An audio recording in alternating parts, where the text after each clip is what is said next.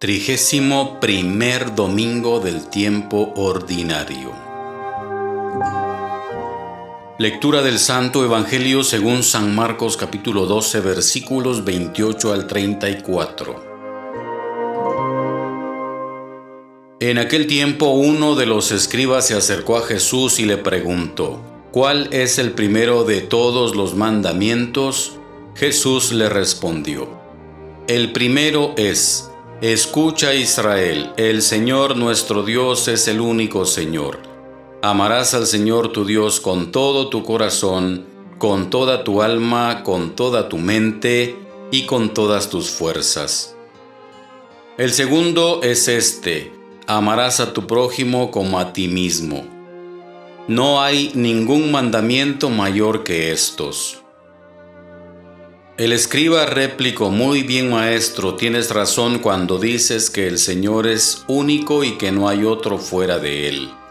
Y amarlo con todo el corazón, con toda el alma, con todas las fuerzas, y amar al prójimo como a uno mismo, vale más que todos los holocaustos y sacrificios. Jesús, viendo que había hablado muy sensatamente, le dijo: No estás lejos del reino de Dios. Y ya nadie se atrevió a hacerle más preguntas. Palabra del Señor.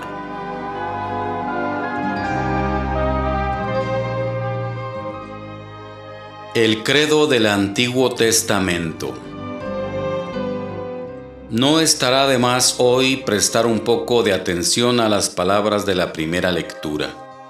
Recoge la especie de profesión de fe que todo israelita recitaba diariamente, que todo buen israelita aprendía de memoria de pequeño y no dejaba de decir ningún día de su vida. Son unas palabras bien formuladas, vigorosas, que a buen seguro formaban parte de la intimidad más profunda de todo creyente de la antigua alianza.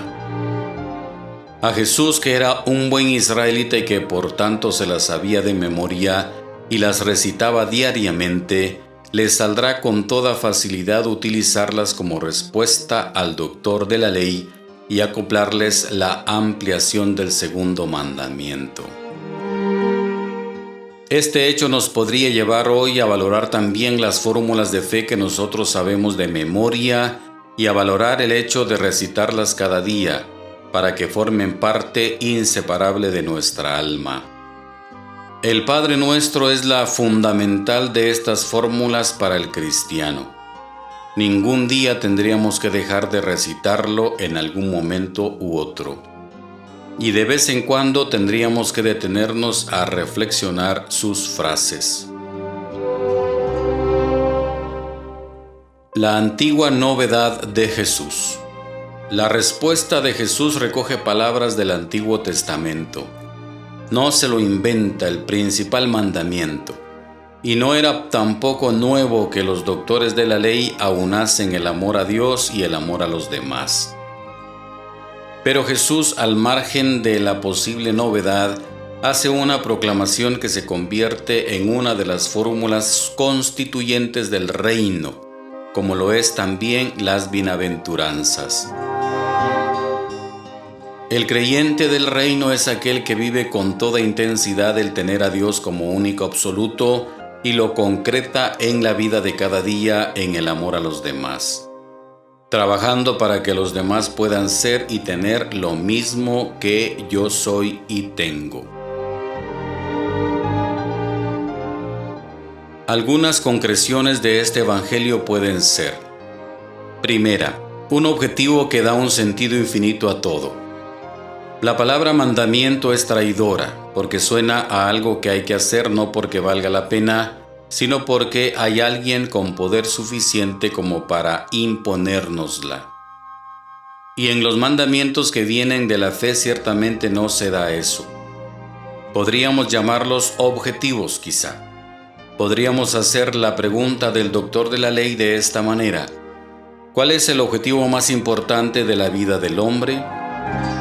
Y la vida del hombre es tener a Dios muy cerca, muy adentro, como lo más decisivo, como lo único decisivo, y con Él y como Él poner todos nuestros proyectos y actuaciones dirigidos no a nuestro interés personal, sino en solidaridad con todos los demás.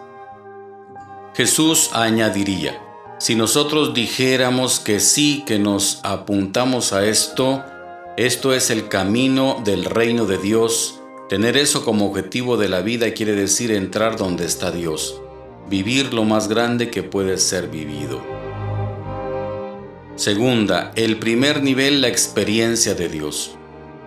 No está bien separar los dos niveles, pero somos limitados y tenemos que explicarnos y reflexionar las cosas por partes. El creyente es aquel que ha sido tocado en su interior más profundo por la experiencia de una presencia plena, viva, totalmente amorosa. Una experiencia que para algunos será un sentimiento a flor de piel, fácil de tocar, mientras que para otros será un convencimiento profundo, sin demasiados sentimientos palpables. Tanto da. De lo que se trata es de vivirlo como sea y cultivarlo, y buscar medios. Un rato concreto diario repasando en presencia de Dios el día. Ratos no programados en el autobús o en la iglesia. Momentos de lectura de los salmos o del evangelio o de algún texto que me vaya bien. Tercera, el segundo nivel, los demás. Dios comprende que uno, por lo que sea, no llega a conocerlo. Pero lo que no acepta es que uno se desentienda de los demás. Esta será la gran sorpresa de Mateo 25. Esto muestra hasta qué punto el creyente tiene que vivir en absoluta conexión los dos mandamientos. Lástima que a lo largo del tiempo hayamos perdido en parte el sentido concretísimo que tiene este amor y lo hayamos convertido en una fórmula casi abstracta. Amar a los demás, dice Jesús, es hacer lo que el samaritano de la parábola o lo que hace él mismo cuando se encuentra con un leproso o con la mujer adúltera. Amar quiere decir pues hacer todo lo que esté en mi mano para que todos los hombres y mujeres de cualquier parte del mundo puedan tener lo que yo tengo y todo lo que desearía tener. Y eso se concreta entonces en trato personal, en caridad, en interés social, en acción política, en todo.